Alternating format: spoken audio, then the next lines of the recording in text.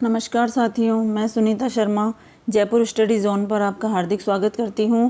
जैसा कि हमारे सिलेबस के अकॉर्डिंग पहला जो टॉपिक है हमारा राजस्थान का भूगोल है, उसमें राजस्थान की भौगोलिक स्थिति जब हम पढ़ेंगे तो उसमें सबसे पहले हम पढ़ेंगे नामकरण, स्थिति और कहाँ कहाँ पर जो है इसका विस्तार स्थित है। तो इसकी सारी जानकारी मैं आपके सामने लेकर आई हूँ। लेकिन उससे पहले हम थोड़ा सा ये पढ़ेंगे कि धरती के ऊपर इसके कितने भाग थे, कहाँ पर महासागर था, कौन सा महाद्वीपीय भाग था, और राजस्थान में इन महाद्वीपों के या महासागर के कौन कौन से अवशेष विद्यमान हैं, क्योंकि कई बार सवाल पूछा जाता है।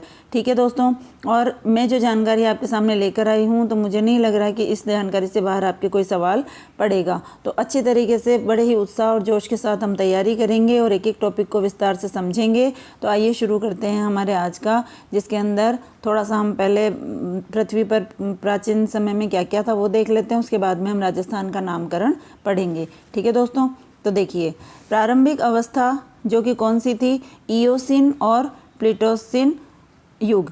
तो प्रारंभिक जो पृथ्वी की जो प्रारंभिक अवस्था थी इयोसीन और प्लीस्टोसीन युग, उसको कहा जाता है। पृथ्वी पर एक महाद्वीप पेंजिया और उसके चारों ओर महासागर पैंथालासा था। यानी प्रारंभिक युग में जिसका नाम था इयोसीन और प्लीस्टोसीन, इस युग में पृथ्वी पर एक महाद्वीप था जिसका नाम पेंजिया और एक महासागर था जिसका नाम था पैंथालासा। पेंजिया में अचानक भूसन्नति पड़ने के कारण, यानी कि इसके दो टुकड़े हो जाते हैं और दो टुकड़े होने पर एक भाग तो उत्तर की ओर खिसक गया और एक भाग दक्षिण की ओर खिसक गया।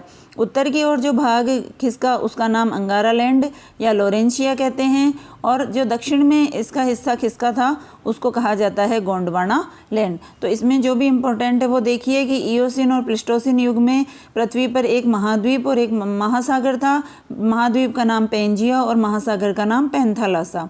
अचानक पेंजिया में जो है अचानक भूसन्नति यानी उसके टुकड़े हो जाते हैं, प्राकृतिक जो भी उसमें हलचल होती है उसकी वजह से। तो दो टुकड़े होकर के एक टुकड़ा उत्तर की ओर खिसका, दूसरा दक्षिण की ओर खिसका। उत्तर की ओर जो खिसका उसको कहा गया अंगारा लैंड और लोरेंशिया, और दक्षिण में जो हिस्सा गया उसको कहा गया गोंडवाना लैंड। आगे देखते हैं। इन दोनों महासागरों के बीच में एक महासागर हुआ था जिसे भूगोलवेत्ताओं ने टेथिस सागर का नाम दिया। अर्थात पृथ्वी उस समय 3 भागों में विभाजित थी। तो देखिए पहला अंगारा लैंड पढ़ा हमने, दूसरा जो दक्षिण की ओर चला गया था वो गोंडवाना लैंड, और इन दोनों के बीच में जो पानी विद्यमान था उसे महासागर कहा जाता था। तो उस सागर का नाम क्या था, टेथिस सागर। ठीक है, तो उत्तर की ओर अंगारा लैंड, दक्षिण की ओर गोंडवाना लैंड, और इन दोनों के बीच में जो जल था, सागर था, उसको क्या कहा गया, टेथिस सागर कहा गया। राजस्थान का पश्चिमी मरुस्थलीय भाग और पूर्व का मैदानी भाग तथा खारे पानी की झीलें टेथिस सागर का अवशेष मानी जाती है। ठीक है दोस्तों, कई बार प्रश्न पूछा गया है कि राजस्थान में जो समतल भाग है, देखिए मरुस्थलीय और मैदानी दोनों समतल भाग है, तो दोनों किसके अवशेष हैं, टेथिस सागर के। और जो ऊपर उठा हुआ भाग है जैसे अरावली पर्वतमाला है और हाड़ौती का पठार है, वो गोंडवाना लैंड के भाग हैं। ठीक है, आगे देखते हैं हम।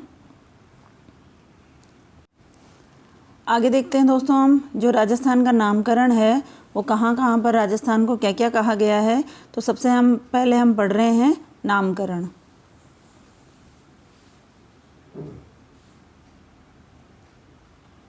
तो नामकरण में हम देखेंगे ऋग्वेद में ब्रह्मवर्त शब्द का प्रयोग मिलता है हमें। ऋग्वेद में क्या नाम मिलता है राजस्थान का, ब्रह्मवर्त। महर्षि वाल्मीकि ने रामायण में राजस्थान के लिए मरुकांतार शब्द का प्रयोग किया है। तो ऋग्वेद में तो ब्रह्मवर्त कहा गया है और वाल्मीकि ने रामायण में राजस्थान के लिए मरुकांतार शब्द का प्रयोग किया गया है, जो कि कई बार प्रश्न पूछा जा चुका है। अब देखिए आगे 625 से 682 जो विक्रमी संवत है, 625 ईस्वी है और 682 विक्रमी संवत है, के आधार पर सिरोही से प्राप्त वर्मलाद के शिलालेख बसंतगढ़ में राजस्थान के लिए राजस्थानी या द्वितीय कहा गया है। तो देखिए 625 ईस्वी कहें या 682 विक्रमी संवत कहें, दोनों बात एक ही है। तो इस समय सिरोही में एक वर्मलाद का शिलालेख था जिसका नाम है बसंतगढ़ का शिलालेख। यहाँ पर राजस्थान के लिए राजस्थानीय द्वितीय शब्द का प्रयोग किया गया है। मोणोत नैणसी 1727 विक्रमी संवत के ग्रंथ में, जिसका नाम है मूर्णोत्नयनसिरी ख्यात और वीरभाण के राजरूपक। तो मूर्णोत्नयनसी का तो ग्रंथ है मूर्णोत्नयनसिरी ख्यात, और वीरभाण का जो ग्रंथ है उसका नाम है राजरूपक, जो कि 1788 विक्रमी संवत का है। मैं पहली बार राजस्थान शब्द का प्रयोग हुआ था। ठीक है दोस्तों, तो वापस से रिवाइज कर लेते हैं। ऋग्वेद में ब्रह्मवर्त, वाल्मीकि ने रामायण में राजस्थान के लिए मरुकांतार शब्द, और सिरोही का जो बसंतगढ़ का शिलालेख है वहाँ पर राजस्थानी आदित्य कहा गया है। और मूर्णोत्नयनसिरी के ग्रंथ है मूर्णोत्नयनसिरी ख्यात और वीरभाण का राजरूपक, इसमें राजस्थान शब्द का सबसे पहले प्रयोग हुआ था। आगे देखते हैं। 1800 ईस्वी, जो कि 19वीं शताब्दी कहलाती है, मैं पहली बार राजस्थान परिक्षेत्र के लिए राजपूताना शब्द का प्रयोग सबसे पहले जॉर्ज थॉमस ने मौखिक रूप से किया था। ठीक है दोस्तों, तो 18 ईस्वी में पहली बार जॉर्ज थॉमस ने राजस्थान का जो क्षेत्र है उसके लिए राजपूताना शब्द का प्रयोग किया था। तो कई बार सवाल पूछा जा चुका है कि राजपूताना शब्द का प्रयोग किसने किया था और कब किया था। जॉर्ज थॉमस ने 1800 में किया था। पहली बार लिखित रूप से, ये तो मौखिक रूप से था, और ये लिखित रूप से राजपूताना शब्द का प्रयोग विलियम फ्रैंकलिन ने the military memoirs of George Thomas नामक ग्रंथ में किया था। तो दोनों में याद रखेंगे कि मौखिक रूप से तो जॉर्ज थॉमस ने किया था राजपूताना शब्द का प्रयोग, और लिखित रूप से राजपूताना शब्द का प्रयोग विलियम फ्रैंकलिन ने किया था the military memoirs of George Thomas ग्रंथ में। 1829 में कर्नल जेम्स टॉड ने अपनी पुस्तक annuls and antiquities of Rajasthan में राजस्थान शब्द का प्रयोग किया था। वेरी वेरी इंपॉर्टेंट है, ध्यान में रखिएगा कि कर्नल जेम्स टॉड ने राजस्थान शब्द का प्रयोग कौन से ग्रंथ में किया। Annuls and antiquities of Rajasthan में 1829 में किया। और किसने किया? कर्नल जेम्स टॉड ने। इसमें राजस्थान के लिए टॉड ने रायथान और रजवाड़ा शब्द का भी प्रयोग किया है। तो तीनों शब्दों को ध्यान में रखेंगे। कर्नल जेम्स टॉड ने अपने ग्रंथ में राजस्थान शब्द का प्रयोग भी किया है, इसके अलावा रायथान और रजवाड़ा शब्द का प्रयोग भी किया है। तो राजपूताना शब्द का प्रयोग दो जनों ने किया है, जॉर्ज थॉमस और विलियम फ्रैंकलिन ने। इसके अलावा जो जॉर्ज थॉमस का जो सवाल है वो कई बार पूछा गया है। इसके अलावा जेम्स टॉड का है, वो इम्पोर्टेंट है कि राजस्थान, रायथान या राजवाड़ा शब्द का जो प्रयोग है वो किसने किया है? कर्नल जेम्स टॉड ने 1829 में। आगे देखते हैं हम। इस पुस्तक का संपादन सर विलियम क्रुक ने और हिंदी में अनुवाद सिरोही निवासी हीराचंद ओझा ने किया था। कौन सी पुस्तक? कर्नल जेम्स टॉड की जो पुस्तक अभी हमने पढ़ी है, annuls and antiquities of Rajasthan, इस पुस्तक का संपादन किया था विलियम क्रुक ने, और हिंदी में जो है इसका अनुवाद किया था सिरोही के थे हीराचंद ओझा ने। जो गौरीचंद हीराचंद ओझा है उन्होंने इसका हिंदी में अनुवाद किया था। एकीकरण के दौरान राजस्थान शब्द का प्रयोग दूसरे चरण में हुआ था। इस चरण का गठन 25 मार्च 1948 को हुआ, जिसका नाम पूर्व राजस्थान रखा गया। जो एकीकरण के 7 चरण थे उसमें दूसरा चरण था जिसका नाम रखा गया था पूर्व राजस्थान, और इसका जो गठन हुआ था वो 25 मार्च 1948 को हुआ था, और ये राजस्थान के एकीकरण का दूसरा चरण था। तो ध्यान में रखिएगा, 25 मार्च 1948 को राजस्थान के एकीकरण का दूसरा चरण था, जिसका नाम रखा गया था पूर्व राजस्थान। एकीकरण के चौथे चरण में एक साथ 4 बड़ी बड़ी रियासतें जुड़ी थी, जिनमें जयपुर, जोधपुर, जैसलमेर और बीकानेर। तो BJ3 इस तरह से इनको याद करेंगे। तो B से 1 बीकानेर और J3 का मतलब है J से 3 जो है ज़िले हैं, जयपुर, जोधपुर और जैसलमेर। इस तरह से 4 बड़ी बड़ी रियासतें उस समय चौथे चरण में जुड़ी थी, और चौथे चरण का जो गठन है वो होता है 30 मार्च 1949। 30 मार्च 1949 को ये गठन होता है, चौथे चरण का गठन। ठीक है दोस्तों, तो एकीकरण के चौथे चरण में एक साथ 4 बड़ी बड़ी रियासतें जुड़ी, जयपुर, जोधपुर, जैसलमेर और बीकानेर। तो आगे देखते हैं हम। चौथे चरण का गठन 30 मार्च 1949 को हुआ था, और नाम बृहद राजस्थान रखा गया था। इस दिन राजस्थान का लगभग एकीकरण मान लिया गया था, इसीलिए प्रतिवर्ष 30 मार्च को राजस्थान दिवस मनाया जाता है। 30 मार्च को हम राजस्थान दिवस मनाते हैं, वो एकीकरण के चौथे चरण की डेट है, और उस समय राजस्थान का नाम बृहद राजस्थान रखा गया था। और उस समय लगभग जितनी भी बड़ी बड़ी रियासतें थी और भी जो रियासतें थी छोटी, वो लगभग ज़्यादातर सब राजस्थान में मिल चुकी थी। इस वजह से उस दिन को हम राजस्थान दिवस के रूप में मनाते हैं। केंद्र सरकार ने राजस्थान शब्द को मान्यता 26 जनवरी 1950 को दी थी। तो इम्पोर्टेंट है, ध्यान में रखेंगे। केंद्र सरकार ने राजस्थान शब्द को मान्यता 26 जनवरी 1950 को दी। राजस्थान का वर्तमान स्वरूप 1 नवंबर 1956 को सामने आया था। तो संपूर्ण जो एकीकरण कंप्लीट हुआ था वो 1 नवंबर 1956 को सामने आता है। पूर्ण रूप से राजस्थान की स्थापना 1 नवंबर 1956 को ही होती है। ठीक है दोस्तों, एकीकरण कंप्लीट होता है। राजस्थान में जो भी जिले जोड़े गए थे वो सारा कंप्लीट जो है राजस्थान कब बनता है, 1 नवंबर 1956 को। तो आगे देखते हैं हम। पूर्ण रूप से राजस्थान की स्थापना 1 नवंबर 1956 को हुई, इसलिए प्रतिवर्ष 1 नवंबर को राजस्थान स्थापना दिवस मनाया जाता है।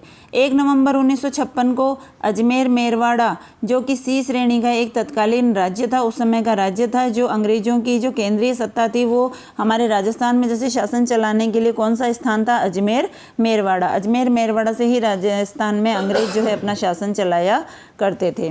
का राजस्थान में विलय करके अजमेर को राजस्थान का 26वां जिला बनाया गया। जयपुर जिले की किशनगढ़, अराई, सरवाड़ और रूपनगढ़ तहसीलों को भी नवगठित अजमेर जिले में शामिल किया गया। तो ध्यान में रखिएगा, 1 नवंबर 1956 को अजमेर मेरवाड़ा राज्य का विलय राजस्थान में कर दिया गया और केवल अजमेर शब्द रखा गया, मेरवाड़ा को हटा दिया गया और अजमेर को राजस्थान के 26वें जिले के रूप में मान्यता दी गई। ठीक है दोस्तों, आगे देखते हैं हम। अब जो आगे जो भी 26 के बाद में जो 33 जिलों में बाकी रह गए वो सारी डिटेल हम आगे पढ़ते हैं। तो आइए देखिए दोस्तों, 15 अप्रैल 1982 को भरतपुर की 4 तहसीलों को अलग करके राज्य का 27वां जिला धौलपुर बनाया गया। तो 1 नवंबर 1956 को अजमेर राजस्थान का 26वां जिला बना और 15 अप्रैल 1982 को 27वां जिला धौलपुर बनाया गया था। तो आगे देखते हैं हम। 10 अप्रैल 1991 को कोटा जिले से अलग करके राज्य का 28वां जिला 12 बनाया गया। ठीक है दोस्तों, 10 अप्रैल 1991 को कोटा जिले से अलग करके राजस्थान का 28वां जिला 12 बनाया गया। 10 अप्रैल 1991 को ही जयपुर जिले से अलग करके राज्य का 29वां जिला दौसा बनाया गया था। बाद में 15 अगस्त 1992 को सवाई माधोपुर की जो महुआ तहसील है उसको भी दौसा में मिला दिया गया। तो देखिए दोस्तों, 10 अप्रैल 1991 को 3 जिले जो है बनाए जाते हैं और देखिए 28वां जिला 12 है, 29वां जिला दौसा है और 30वां जिला जो है राजसमंद बनाया जाता है। तो तीनों की डेट एक ही है। ठीक है, आगे देखते हैं हम कौन कौन से जिले बनाए गए। 30 हो चुके हैं, 3 जिले बाकी हैं, तो उनके बारे में भी हम जानकारी प्राप्त कर लेते हैं।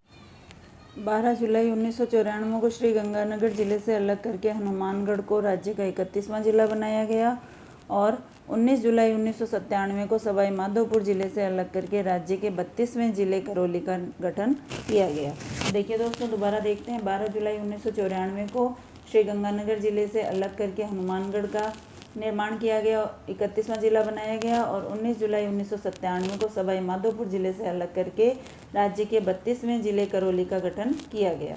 इसके बाद में हम देखते हैं 26 जनवरी 2008 को चित्तौड़गढ़ जिले से प्रतापगढ़, छोटी सादड़ी, अरनोद और उदयपुर जिले की धरियावद तथा बांसवाड़ा जिले की पीपलखूंट तहसील से राज्य के 33वें नए जिले यानी प्रतापगढ़ का निर्माण किया गया। तो इस तरह से हमने राजस्थान का थोड़ा नामकरण देखा है, कहाँ कहाँ पर राजस्थान को कहा गया है और उसके बाद में कौन कौन से ज़िले नए जो है 1 नवंबर 1956 के बाद में कौन कौन से ज़िले राजस्थान के नए बने थे।